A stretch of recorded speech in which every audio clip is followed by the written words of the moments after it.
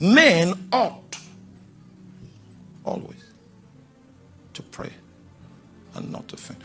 In Ghana, I stumbled on a man. His father was a warlock and he was being trained. The altar, the spirit on the altar had spoken his name as the next in line for the ways of the priesthood. And he was being trained and being groomed to take over. Unfortunately for the generation of satanic priests, he gave his life to Christ suddenly, and the linkage was disconnected. Hallelujah. But you see, the discipleship he went through, he still understands, he still remembers. And his father called him. Meanwhile, this is father that we're talking about. He only sleeps 3 hours in a day, and he doesn't sleep on the bed.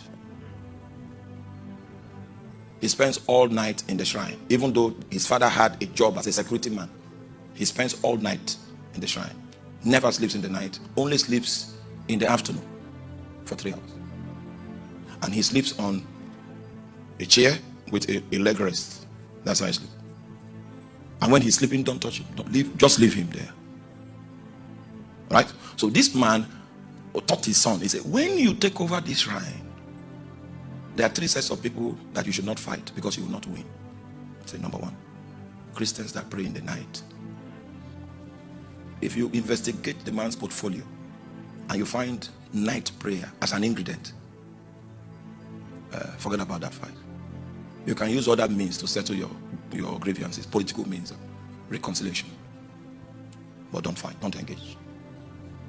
He said the second kind of people that you should not tamper with are Christians that pray long prayers. Long. He said the third kind of people that you should not engage are Christians that pray intermittent prayers. He has prayed now for 30 minutes. Then he's in the bus station. He picks it again.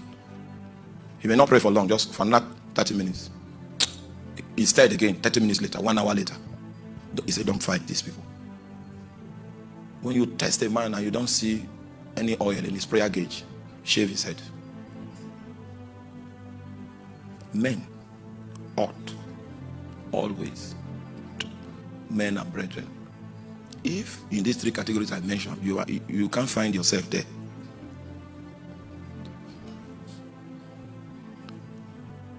then there's a challenge. Because when a situation is orchestrated from the realm of the spirit against you, your PhD in civil engineering will count for nothing. Satan will throw you into confusion, and all the gains that you have